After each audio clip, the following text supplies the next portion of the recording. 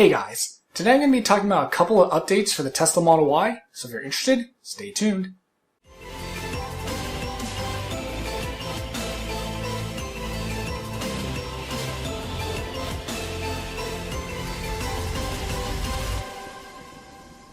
So I know I'm a little bit late on this, but it's better late than never. So about 2 weeks ago on Tesla's website, they released the new 7-seater option and the standard range Model Y on Tesla's website. So today I'm going to go over why these updates are important, and so I'm first going to start with the standard range variant. So this newest variant, the standard range Model Y, has an EPA rating of 244 miles, which isn't all that bad to be honest. I think this is a big deal because while you lose 80 miles of range over the long range all-wheel drive, you save $8,000, which is a lot of money. So if you don't need that dual motor all-wheel drive for, mountain trips or whatever, and you just need the, single motor rear-wheel drive, this is a really good option for you. This price point is really important because it's also priced to compete with the Mustang Mach-E. But also keep in mind that since Ford hasn't sold 200,000 EVs, they still have the federal tax rebate of $7,500, so technically the Mach-E is cheaper. In my opinion though, the Model Y is better on many fronts. Back to the Model Y though,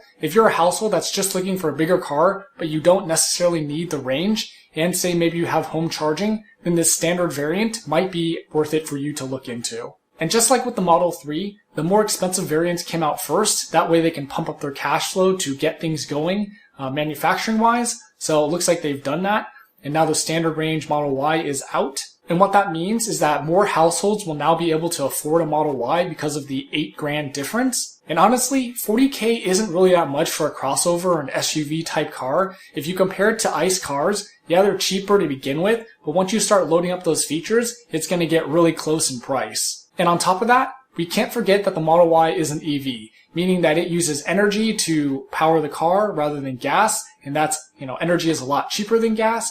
And we also have to remember that maintenance is very, very little on an EV, so you're going to save a lot of money there as well. And if you're in the Model Y market, this one should be the most efficient Model Y because it only has one motor and it has less batteries, meaning that it has to carry around less weight, so that should translate to better efficiency. Another interesting thing I noticed is that if you were to look at the off-menu Model 3 standard range, that one does not come with premium interior or premium sound.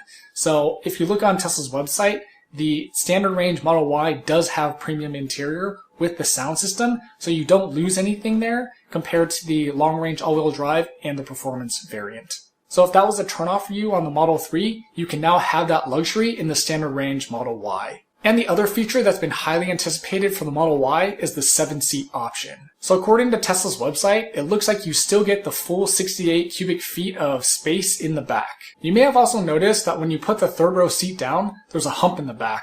So Tesla actually compensated for this, and all you need to do is just flip your sub-trunk panel over, and it creates a nice flat layer. So if you're moving heavy cargo or really long, big cargo, you're still good to go, and everything in the back should be flat after that.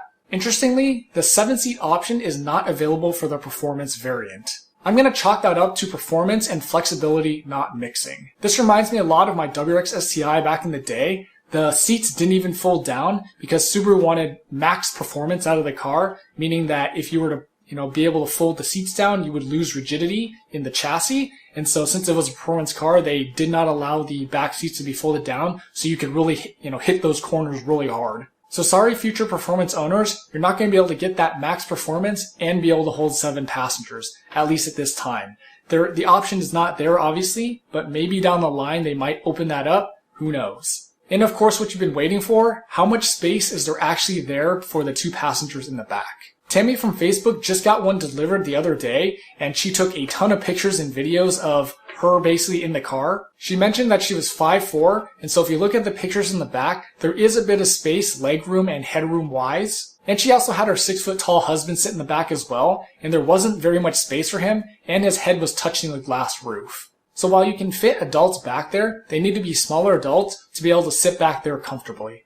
One thing I noticed is the legroom under the seat. It's a very tight space under there, and it doesn't really look like your feet have that much room to wiggle around. So keep that in mind, but overall, I'm actually a bit surprised at how much space there is back there. It's a lot easier to see with a live human modeling, the space, rather than just looking at pictures on Tesla's website. So overall, it's not really as bad as it seems, just looking at the pictures. I'm going to link Tammy's Facebook in the description because she has a ton of pictures and videos of her, her and her husband messing around with the third row seat and showing the easy entry of how to get in and out of the car. And I think it would be really beneficial if you are interested in that 7-seater to take a look at the pictures and videos that she has. So now that you know the details on the new updates on the Model Y, do either entice you to go order a Model Y now?